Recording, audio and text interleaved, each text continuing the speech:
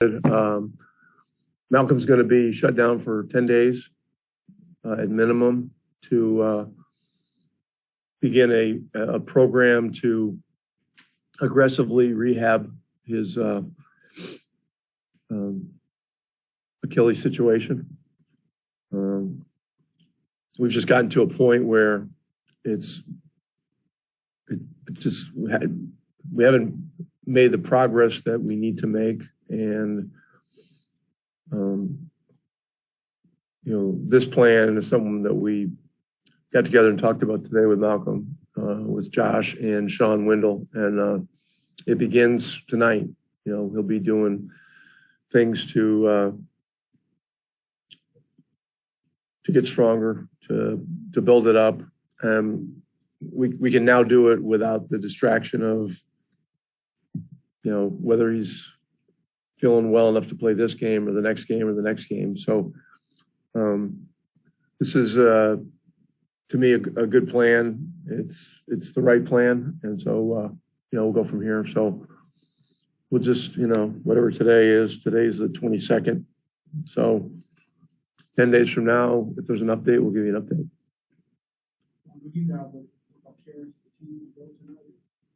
He's not.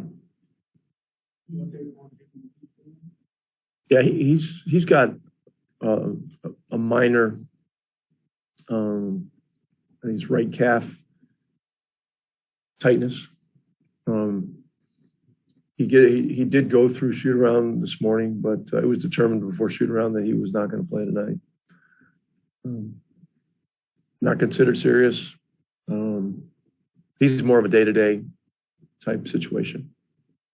What was Malcolm Spear like? I mean, he just played pretty well the other night. Obviously, he's happy to be back out there. Told me where he was there.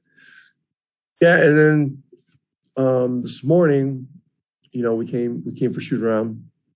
He went through shoot around, just felt a little tightness, and it's just creating enough apprehension to where we've got to change course, and so 10 days will go by quick, and we'll see where we are. And if it needs to be a longer stretch, it'll be a longer stretch. So does that kind of simplify your life and like the other guys as well, Coach? Like, yes and no. In a way, you'd love to have him out there, but at least the guys know going in each day. It's like, okay, this is my role tonight. Yeah. It really, and we had some of these situations in Dallas with certain players at times. Dirk went through some of these things in the latter years of his career, and in many cases, people would assume that, okay, here's 10 days, time to rest it. That's not the case at all. This is where we got to get real aggressive and real specific with how to attack this thing, and move forward the best way possible that way. So, it's the right thing. Feels like the right thing. The season's been tough, but we are making progress in some areas, and this is an area we need to make progress in, is Malcolm Brogdon's overall health. And so this is what we're doing. You said even when Phoenix was in town that health was the biggest issue as a team, so that part of the thing too. Well, it's one of them, but we're not gonna be an excuse organization. I mean, the things that have happened have happened for a reason, and we got to find the opportunity in all this. There's a bunch of young guys getting an amazing opportunity that they would not have had. Our two young bigs haven't been able to see the floor at all this year because, we got an all-star center and the best shot blocker on the planet. And these guys are starting and then splitting the minutes at 5. So, Bataze and Jackson have had very little opportunity. And if you saw the game 2 nights ago in Golden State, Jackson has got some really unique abilities and, really at both ends of the floor. And so this is a great time for him. So, we'll remain excited about that. We'll do everything to, continue to play hard, unselfish, put ourselves in a position to win games and move forward. And what do you take from the Sun game, in particular that third quarter, that field one, and then in addition, the last two wins, how much is that collective you can build on for tonight? Yeah, I mean, Phoenix has a special team. They're one of the best fourth quarter teams we've seen in recent history. They did it to Dallas 2 nights ago. We're watching film on them today, and with 6 minutes to go, they're down 8. And I paused and I said, "Take a look," and then they end up winning by 7 or whatever it was. So it was a 16-2 run or whatever it was. I mean, they have that gear, and they have that kind of attitude, and so we got to understand it's a 48-minute game. Our third quarter was tremendous, and then the last couple plays of the third, I think we got up 3 and we ended up down 4 headed into the fourth, and so, but it's going to be possession to possession.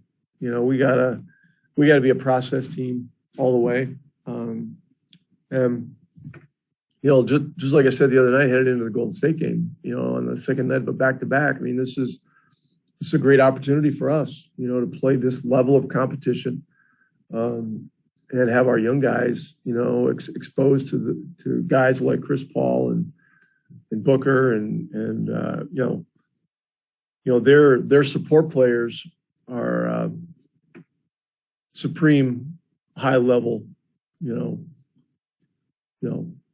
all league, all world type, system players. You talk about Bridges and Crowder and, Johnson, we didn't see last game. And I go right down the list. I mean, they got a whole slew of them here. So, I don't know what Aiden's situation is, but they got 2 other big guys that are, really, they really understand the role of that position.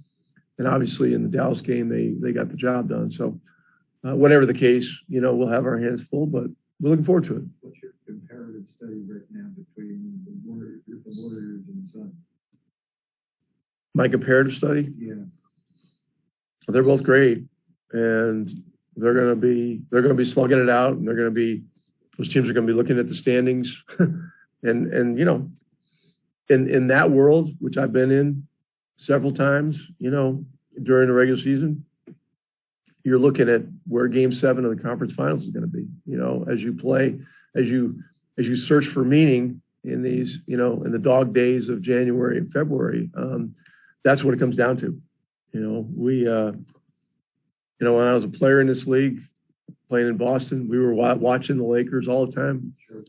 We play one game at home against them, one game on the road. And if somebody swept both games, they were probably going to have best record in the league. And so, it's an exciting thing, and everybody's looking at that right now. And, I've been in many, many Game 7s, and believe me when I tell you, you want it at home. Agnes, go ahead. Hey, Rick, I have a few things. Just in terms of one thing you mentioned, just knowing his status now on a gamely basis, how beneficial is that kind of to everybody, but especially the reserves, knowing, hey, they're going to play tonight? Yeah, I suppose, but our reserve guys are so ready. It doesn't matter. You don't need to tell Kiefer Sykes that, he's definitely going to be playing. I mean, this guy's always been ready. We got one guy nicknamed Born Ready. I mean, what do you want here? Touche. Is there anything you can share on Domus's imaging that he received recently, on what it revealed? I don't know. What imaging are you talking about? Do you know something that I don't know? I mean, after the injury, you get it scanned. I was just curious what they learned. Yeah. If I knew that information, I wouldn't share it. It's HIPAA laws. stuff like that. But he's doing better. He's making progress. You know, the day after he said he was walking better than he expected to. But, you know, he's not going to play tonight. He's not going to play Monday. You know, and we'll just go from there. Beyond that, I'm not sure, but he's making progress every day. You know, all our guys, you know, feel better. You know, Malcolm's made significant progress over this period. It's just we have not gotten him to the point where this is in the rearview mirror, and that's why we're changing course with him. Karras again, I don't expect to be long term. And Miles is feeling better too, you know. So, and then last thing from so is TJ Warren. He's walking around smiling. So that's good to see. Sorry about that. Last thing I wanted to ask you about, just in terms of you hadn't won consecutive road games all year. You could see Karras the joy, the Isaiah afterward the joy. What was that like for you around this team? Kind of feeling something again and in a positive light. Yeah, we have a motto around here. We have all good days. You know, we're gonna have good days, even when it's tough. We're gonna stay positive, optimistic. But putting those two wins together in a row was special. You know, based on all the circumstances surrounding, particularly the second game, but the first game as well. I mean, you know, Domas turns that ankle with 4 or 5 minutes left, and he just willed himself to stay in that game and hit a 3 and did a few other things that were important. And these guys have a great desire to do well as a group, and so putting a couple together is good. It's important. It's meaningful, and we're going to try to put ourselves in a position to hang in all these games and give ourselves a chance. All right. Thanks, Coach. Thanks, everybody. We will do today.